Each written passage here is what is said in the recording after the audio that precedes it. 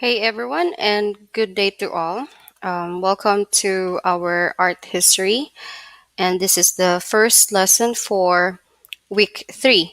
So I know that I have presented last time that week 2 is for the first lesson, but since I have somehow encountered some technical issues, I have to move it to week 3.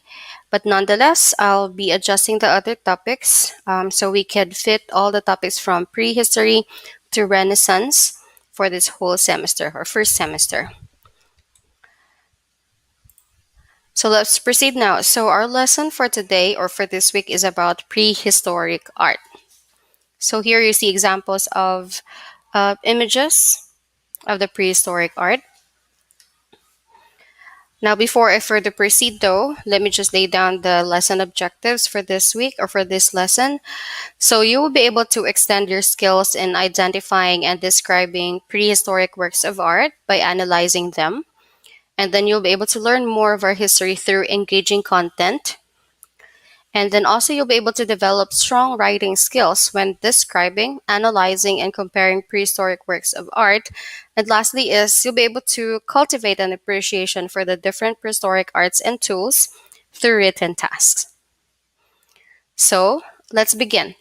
So, what does the word prehistory means? So, from its prefix pre, meaning beginning or before, so the prehistoric art is actually art that is produced in pre-literate and pre-historical cultures.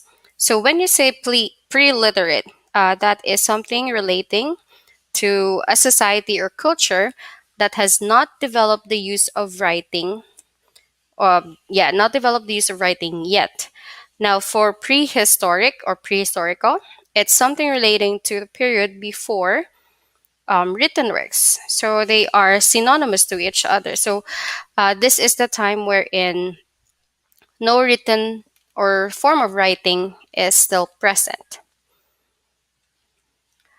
Now, for this prehistoric period, it's actually divided into three stages. I'm sure you are familiar with this one already. What is the first age called? So that would be the Stone Age. Now, the Stone Age is also divided into three distinct periods: Paleolithic period or the Old Stone Age, Mesolithic period or the Middle Stone Age, and Neolithic period or the New Stone Age. So let's begin with the Stone Age. So, why is it called the Stone Age? Well, of course, as the word says, stone. So, what's widely used at that time is stone to make their tools. And this period actually lasted roughly 3.4 million years and ended 3000 BCE. Now, you see the term here, BCE. Um, let's try to explain that. So, BCE, that actually also refers to BC. And then you may encounter as well CE, which is referring to AD. So, they are of the same use. So, BC was it's before Christ, and BCE is before Common Era. And then CE is Common Era, and AD is the Anno Domini or in the year of the Lord. So when we use dating system, it's somehow safe to say or use the BCE and the CE if you are not referring to any religious theme or religious topics.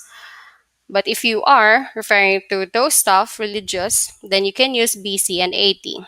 So you will see mostly dating systems used on this topic, or the rest of the topics would be BCE and CE. And the other terms that you need to be familiar with is or are pictograph and petroglyph. So what's the difference? When you say pictograph, it's a painting on a surface like a cave wall. So it uses pigments. While petroglyph, it's a design carved into rock or other surface. So it is carved or engraved.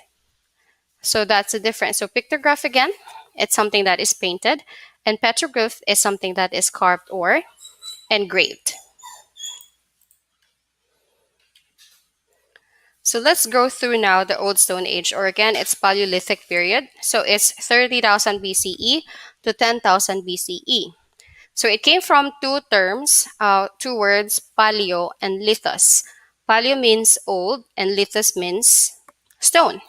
So that's why it's called Old Stone Age.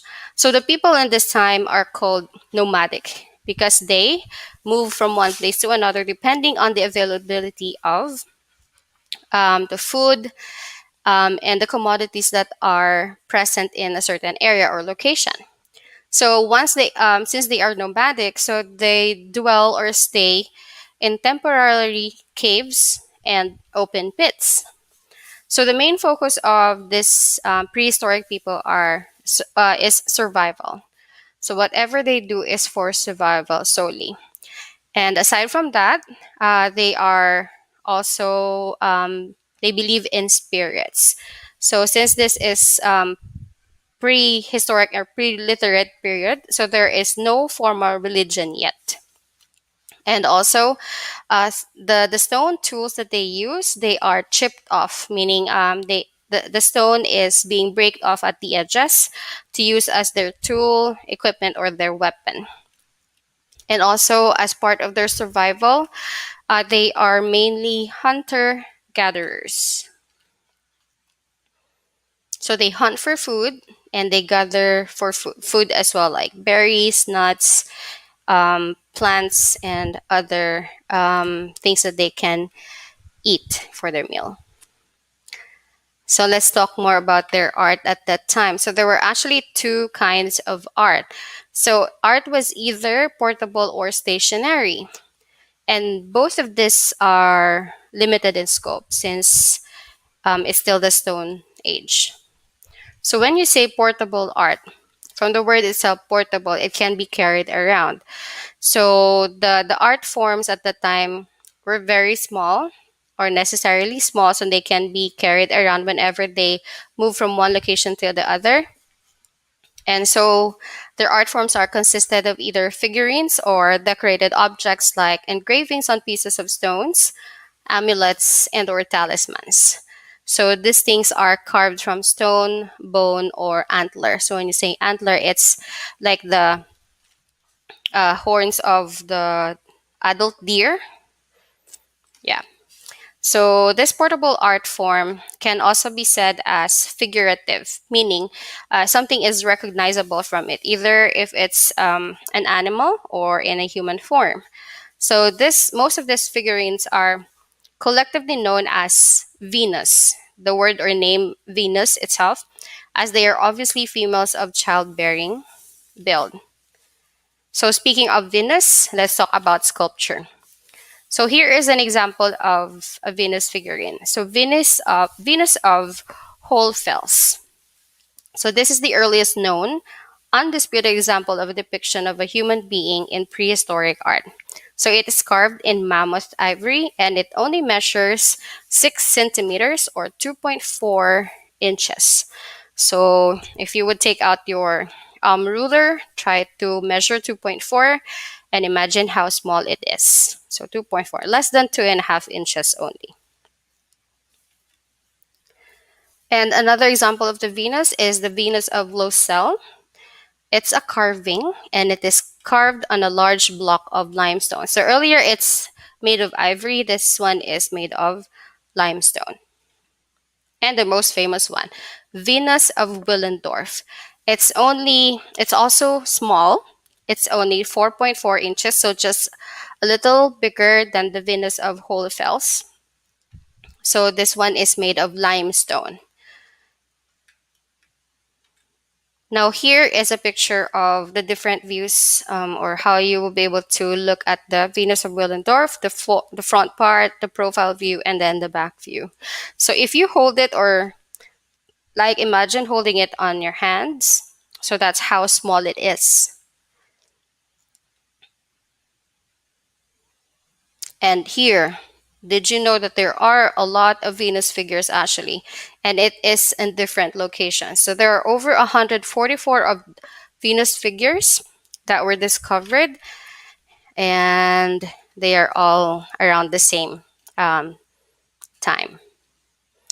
Although they are like different materials also, um, like different figures somehow, but there are similarities with the exaggerated chest, buttocks, waist that would symbolize fertility. So that's how the Venus figures are. So exaggerated features for the chest, the hips, and the buttocks, which are a representation of fertility. So they are small, so they can be carried around since they are nomadic. And again, they are made of stone, bone, and ivory. So here is just a funny comic I've seen online. So it's about two cavemen. One is a hunter-gatherer, and one is doing a cave art. So somehow the um, the other caveman is inviting the other person to be a hunter-gatherer also instead of painting.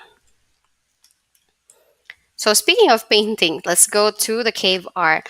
So the cave art is the example of a stationary art. So the sculptures were the portable art. So this time we will talk about stationary, which means it doesn't move. So something that doesn't move from the word stationary itself. So the best example are the paintings in Western Europe, most especially, and they were painted using a combination of minerals, burnt bone and charcoal mixed into water, blood, animal fats, and even tree saps. So here is an example of a cave art in Indonesia. It's hand stencils and also another hand stencils from Cosquer Cave in France and in Argentina. But aside from that, we also have other cave paintings in France, most especially Lascaux. This is just a part of the cave.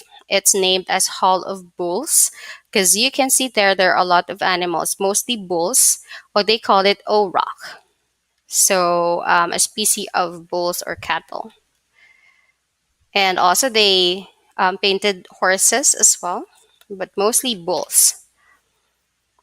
The same with a cave in Chauvet. So there are paintings of animals. Here are other animals that can be seen on Chauvet Cave.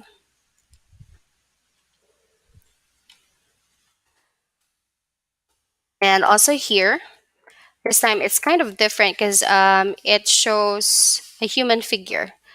So this is in fine detail with accurate anatomical proportioning somehow. So this is the Bradshaws, and it's dated 17,000 years old. This is in Western Australia. We also have in Spain, Cavo Altamira. So you can see it's still animals with hand stencils still. So characteristics, as you have shown with the examples, figures are always in profile, so side view mostly. And they are of contour lines only, painted in natural earth colors like ochres, reds, and blacks. So the figures are somehow, aside from profile, they are anatomically accurate at that time, and the composition are mostly overlapping or juxtaposition, so somehow side by side. So there are, as you have noticed, there are no ground line and no landscape, and mostly depictions of animals only, less of humans. So with the animals, you can see the bison, aurochs, um, rhinos, deer, elk, and horses. So that's for the cave art or their painting. Let's go now to their dwellings or their architecture. So their dwellings, since they are nomadic again, their dwellings are temporary, but they have built them or constructed them for shelter and protection from extreme weather conditions because it's still the ice age, and also against wild beasts and enemies. So the structures were made of wood and stone, and these buildings or structures were only for their dwellings. Their shelter and protection only, no special purposes. Like, for example, the caves. So the caves are the most common and the oldest type of dwellings that our prehistoric people live in. So these are natural underground spaces large enough for a human or for a group of people. And they can be in either rock shelters, grottos, or sea caves. So this is an example of a cave in Altamira, Spain. But they also have huts, which are oval in shape.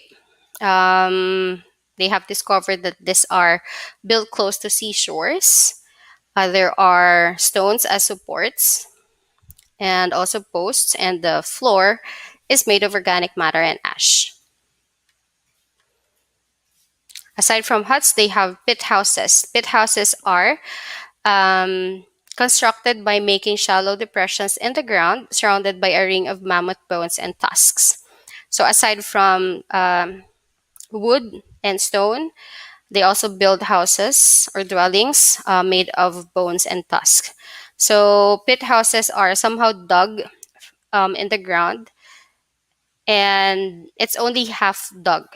It's a protection against severely inclement or extreme weather, and also from predators. We also have the Mesorik or Mesorich. So it's made of long bones and skulls and mammoth jaws. And also Molodova, same thing, tusk and bones. And the Dolny Vestonichi or Vestonich.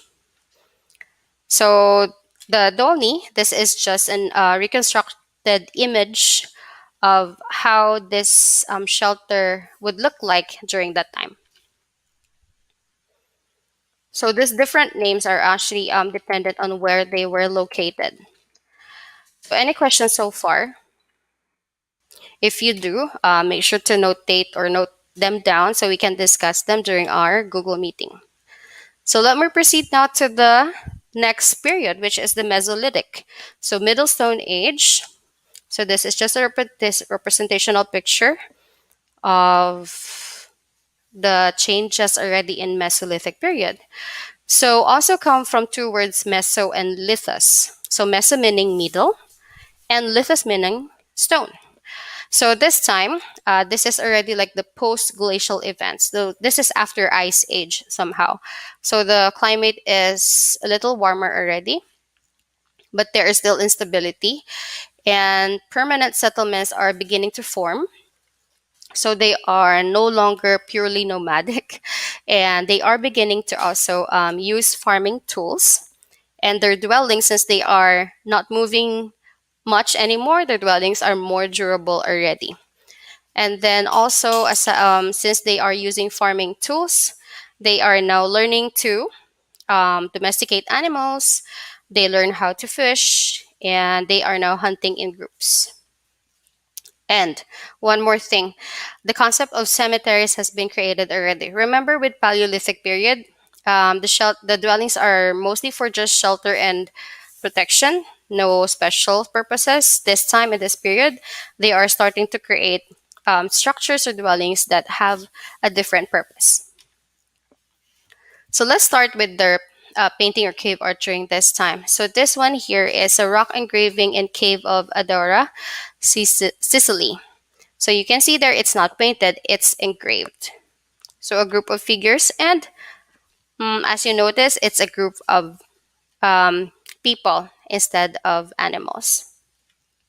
But they do still have, but there are still cave art which have animal figures, but this time it's incorporating already a little more human figures. So here is a painting of men and animals in India. So if you've noticed as well, Mesolithic art is somewhat geometric already, and the colors are more red ochre only. And aside from that, there are other some notable small figures or art items as well.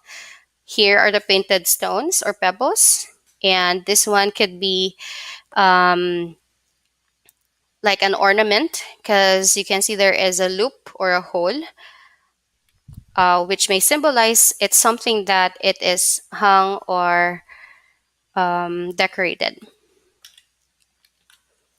So again, for cave paintings, so aside from geometric, it's the use of red ochre is very present, and inclusion of human figures.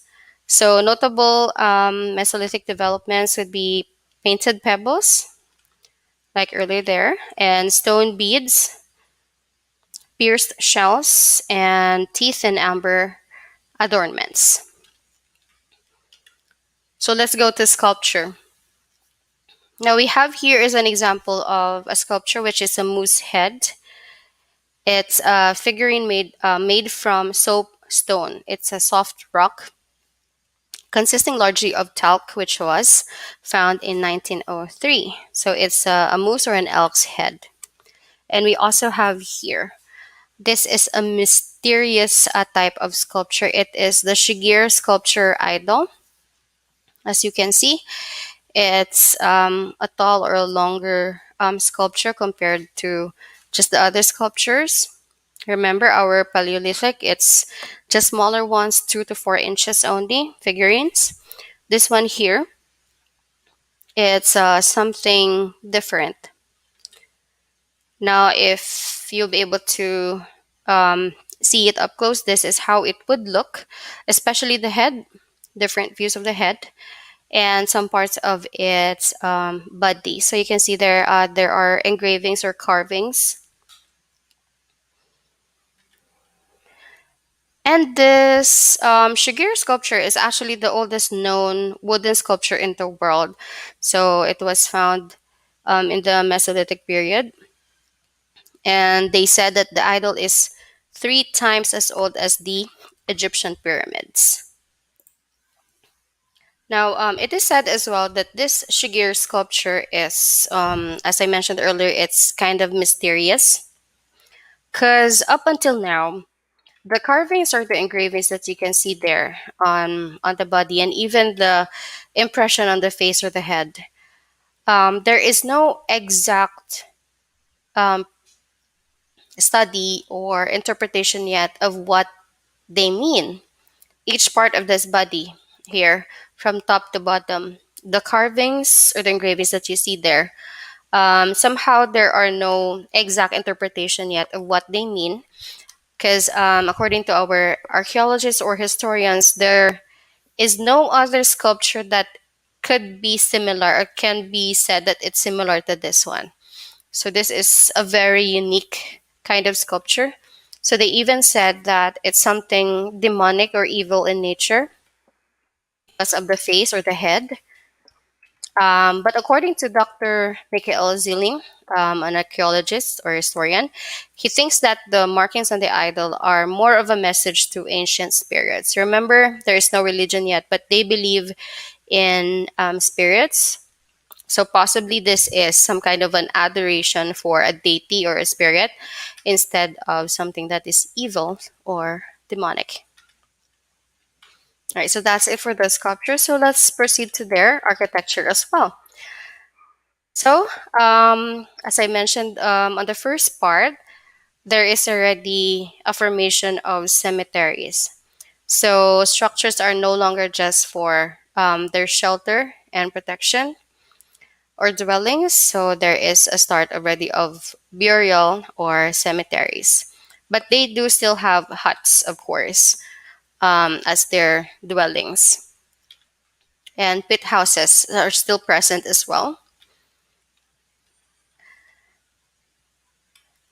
Any questions so far though before I proceed? All right. Okay, so those that was for the Mesolithic. Now let's proceed to the third stage or age of the Stone Age. So this is New Stone Age or Neolithic. All right, so this is a picture of what supposedly Neolithic age or period would have looked like compared to Paleolithic and Mesolithic. So you can see that they are permanently settled already. There are animals with them, and they are already farming. So Neolithic age. This is actually known as the period in the development of human technology. So it comes from the two words neo and lithos. So neo means new, and lithos, it means still stone. So new stone age. So here at this time, permanent year-round settlements and villages already are present. So aside from hunting and gathering, people now had specialized jobs as weavers, potters, and farmers. So based on the picture here, so they are already farming. And since the Mesolithic period, there is already like special purposes or special kind of dwellings or structures.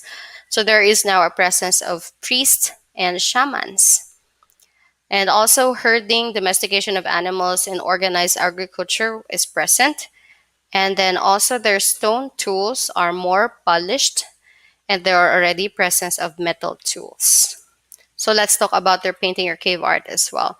So this is an example of cave art in Turkey. Sorry, Turkey is small letter. It's supposed to be capital letter. So this is in Catalhuyuk. The title of the painting is Dancing Hunter. And also another part of the cave is a mural showing the hind part of the O rocks, a deer, and hunters. So there is no presence of animals and also humans in the cave art. So here is the hind part of the rock, and we have here the deer and then the hunters. So the auroch is predicted as an animal that is large or huge. So here is another part of cave painting, and also here. So you can see there hunters attacking an auroch. This is in the Museum of Anatolian Civilizations. So this is the auroch, the head of the auroch. It's too big compared to the sizes of the hunters. So, if you can remember, people already are starting to hunt in groups. So, here is supposedly how it would look like if it was a complete or if it was still, if you are still at that time. So, you can see this large auroch and a group of hunters there. And other people might be doing something else other than just hunting. And here is another also painting, cave painting. This time it's in Spain. It's entitled The Dance of the Cogul. So it's a rock shelter containing paintings of prehistoric Levantine rock art. So still presence of animals and humans. Proceed now to sculpture or pottery. So you can see I have added pottery. You'll know later why. So here is a sculpture of entitled Mother Goddess. So you can still recognize its exaggeration of the form. It's only a bottom piece of a larger statue. So you have there a large full legs, pleated skirt, the skirt here, and it's supposedly red paint. So it's a symbol still of childbirth. Most especially the large exaggeration of form, it's still fertility or childbirth. And then the round tombs, possibly symbolizing the womb. Yeah. So it's still their sculpture of a female figure are still representation of fertility. But there is a difference already. So here is a thinker of Cernavoda. It's a magnificent example of terracotta sculpture from this period or Neolithic era. So a thinker. So you can see here it's no longer just female figure, so it's another form. It could be a male already who might be thinking something, sitting there and thinking of something. But we still have, of course, presence of female figure. So this one is another sculpture, Mother Goddess from Catalhuyuk. It's a terracotta sculpture also, and it's already present in Museum of Anatolian Civilizations. So you can see here still the presence of the same form of the Venuses, different Venus figures. But then you can see there's a difference already. There are two animal figures there. These are somehow felines beside the female figure. Now here is the presence of the pottery. So this is a pottery from the so-called late Ubaid period, and this style of pottery has been found in various sites along the coast of the Persian Gulf. If you can recognize from the other periods or ages, it's more of just figurines and stuff. But this time, we can see now presence of pottery. So this is the first produced pottery used in this era, the Neolithic age.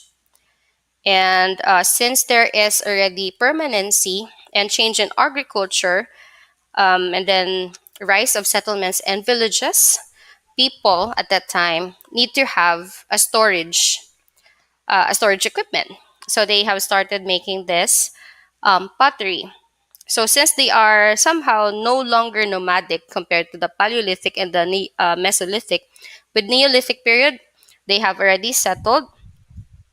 So there is already a presence of a need to store their food, water, and stuff for their daily needs. And aside from that, um, we also have here. This is a pottery, but this is more like a plate or a dish plate already, since there is already this. They aside from storage, they need already. They're thinking of using something where they can eat properly already. So they need something for their consumption of food and beverages. So this type of pottery were already created. Now, this is the Halafian or Halafian pottery. So when we say Halaf, it's found around Turkey, Syria, or northern Mesopotamia. And the Ubaid period, it's in the southern Mesopotamia. So there is a great change already of the sculpture in this period compared to the other periods. Now, how about for the architecture? So for the architecture in Neolithic period, there is already a different purpose. So aside from the necessity of protection from inclement weather, they also have to fulfill their need to worship their gods. So they have, remember in Mesolithic, there are already cemeteries. So tombs are also present. So a lot of different structures are already here for special purposes. Here is an example of a religious structure. So this is recognized as the oldest known human-made religious structure. This is in Turkey. But aside from this one, we also still have stones. Stones are still present. So megalith. This is an example of a megalith here is called menhir.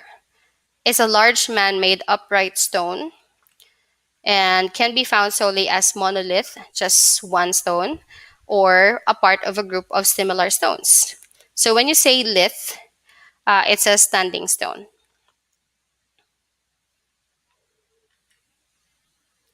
We also have the Avebury Stone Circle. So this is one of the best known prehistoric sites in United Kingdom. It contains the largest stone circle in the whole of Europe, and its original purpose is actually somehow unknown or uncertain. Um, Although based on theories or some beliefs, this was actually used for a ritual or a ceremony. And we also have this Karnak stones. This this one is in France. Um, this is a dense collection of megalithic sites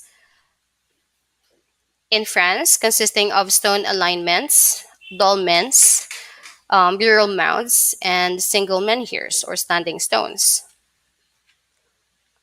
Now, this is the aerial view of that Karnak stone. So you can see there are really a lot of stones. So again, this is like a ceremonial site. That's yeah, it's a religious site. Now, these pictures are examples of how it would look like if you are present there. Like you can compare the size of the humans to the size of the stones. Like here, this is an up close picture of one stone only. So you can see that, um, and you can compare it here. So it is really bigger than the human figure. And we also have dolmens. So dolmens, these are made of two or more upright stones with a single stone lying across them. So this is called post and lintel. So post, this is the vertical stones, and the lintel is the horizontal stones. This is also for um, ceremonial or ritual purposes. Another dolmen is the portal dolmen in Wales. So still the same, upright, and then the um, horizontal stone on top. So the portal dolmen, um, here's another example also. It actually indicates that same thing, there is a pair of stones standing upright, and there is an upper stone that is horizontally placed on top of the upright ones or the post. So these dolmens are also somehow referred to as a passage grave. So it's a passage to a certain chamber around the area. So somehow do ka entrance siya, entrance to the whole ritual or ceremonial site. So that's possibly what our historians and archaeologists believe, that this could be passage graves to the whole ceremonial site. So like this one here, if this is like the ceremonial site, so there is like an entrance or something like that. And also another example of the dolmen, this is in Ireland. So you can see the size of the stones. You can imagine how this was built or constructed, how large the stones are, or how heavy they could have been. And the most famous one, the Stonehenge. So it is known as a cromlech. When you say cromlech, it's a megalithic construction made of large stone blocks or large stone circles, such as this one in Brittany, France, the Stonehenge.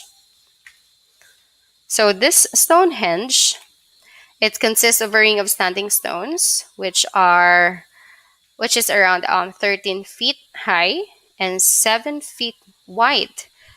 So weighing around 25 tons each.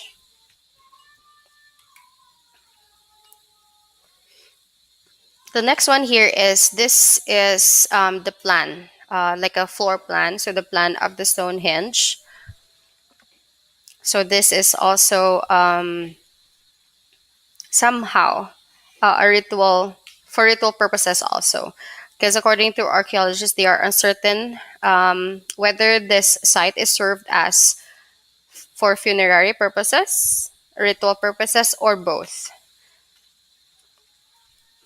And another theory is that this Stonehenge served as somehow like a calendar, astronomical calendar, to help the people at the time to know when to harvest or to identify what season they are in already. So just like remember the men the men here, the megalith. This was somehow believed as well, served at like a calendar or a time. It's like a clock. This was somehow maybe it was used as a clock because based on the shadow that it will cast on the ground whenever the sun rises until it sets at night. So it can be somehow used like their their watch or it could be their calendar. Same with the Stonehenge astronomical calendar. Since there are no calendars or numbers invented yet, so this is possibly the way they have understood the season and know when to harvest or know when to start planting and then harvesting. So just a summary of the Neolithic art and the architecture. So paintings, there is a simplified depiction of people and animals already enjoyed or engaged in everyday activities. So not just like hunting, but possibly other activities as well, because there is domestication of animals. Some animals are living with the humans already. And there is a notable depiction of animals in flying gallop to give the illusion of movement. And then also, remember the pottery. So, pottery and weaving is already prevalent as well. So, people are starting to dye wools and fibers for colored clothes. And then, pots were more functional rather than ornamental. So, remember, they are already finding ways to store their food and water. That's why there is pottery already. So, the pots are the jars, and then the presence of plates for their consumption of their food. And then for the structures, so post and lintel, so the vertical stones, and then the horizontal stone on top of the two vertical ones.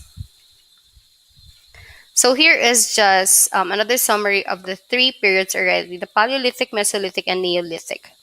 So you can also go through that, so you can see somehow the changes in each period already. So from nomadic to somehow settled to permanently settled.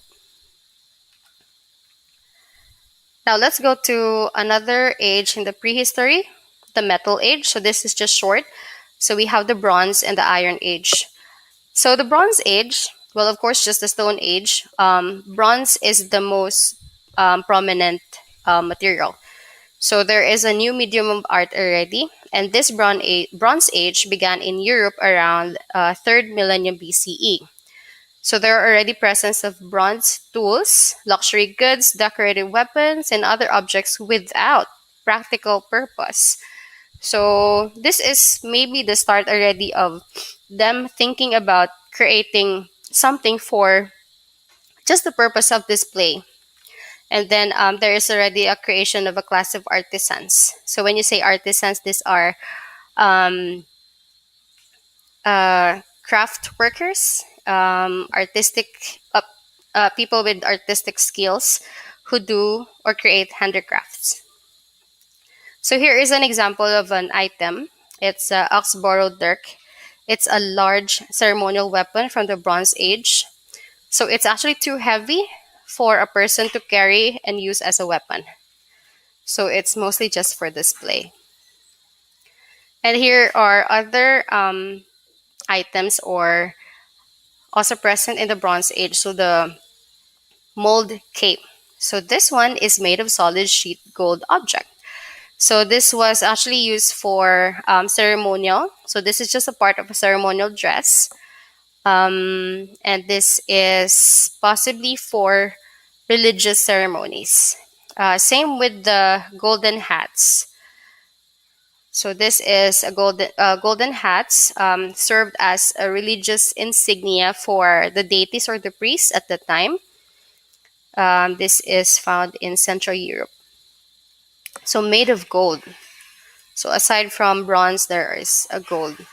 So you can see the intricacy of how this cape, and these hats were made. Now for the Iron Age, so this is a development of anthropomorphic sculptures already, wherein non-human forms have the human trait or human distinction already. So the combination of the human characteristics to the non-human figure. This one here is still geometric, but there's already abstract designs, and mythical animals were a common motif. So the anthropomorphic sculptures, this is where the mythical animals come in for the motif. And then weaponry were decorated. And then megalithic art is still practiced, but not that prominent already. So this here is an example of a gold shoe plaque um, in 530 BC. So this was found in Germany. Other notable artworks as well. This one here is the La Tène style. So intricacy is still present there. And then also the entrance stone in Newgrange. This is a megalithic art. This is found in Ireland. So the Bronze and the Iron Age are actually like improvement or development in the artistic styles already of our prehistoric people. All right. All right. So that's it for the prehistoric period. And now, the biggest question is, how did the Flintstones exactly lived, right? So, um, even though there are already a lot of this evidences and artworks from a prehistoric time, we cannot exactly determine how these people have lived. We can only try to understand based on what we have found or archaeologists or historians found, and maybe have some enlightenment of what possibly they have been doing or are doing, and what their art would say about them and the message that they are trying to send to the next generation. Like for example, for cave paintings, you cannot actually say what it means, why they have created those um, hand stencils or the paintings of the animals, right? Because it might say that those paintings are uh, a symbol of, or it could say something like they were present there, or possibly it's a message that it would say to other generations or other group of people that may come or go to that cave. It would be a message that says the animals, this type of animals are present there, or it would just simply say they were there and this is what they did. So something like that. So there is no exact interpretation of what those paintings or even the sculptures also mean, or um, the exact meaning of why they were created. Because if there was someone who was who was present there is still living, that's definitely something that's mysterious or ridiculous. But anyway, so at least we have our historians and archaeologists who were able to decipher and find these objects, these art pieces that mean something about our history. So, what about the Flintstones? How did they live during the this prehistoric time? But just an icebreaker though. Did you know that the Flintstones? I'm not sure if you have already watched this or have seen this, but this cartoons was actually aired in the 1960s and was originally meant for adults to watch instead of children, because it was aired at 8:30 p.m., which at the time was after bedtime already for the kids. So you think bedtime is like Now, compared to now, like 9, 10, or maybe midnight. So in the 1900s, 8:30 is already sleeping time. So you can imagine, this type of cartoon was aired after bedtime, so it was meant for adults. But later on, both younger and older generations were already watching this kind of cartoons. I was able to watch this one, and this is very entertaining. So anyway, so that's it for our prehistoric topic. I hope you have something, learned something new, or maybe recall this past learnings as well. And remember, if you have other questions about the topics, or if I missed something on either of the topics, note it down, and we can discuss or talk about them during our Google meeting. All right, so that's it for this week's lesson. And thank you for reaching this part here, which means you have the patience to finish this one. So thank you for listening, and I'll be seeing you soon. Goodbye for now.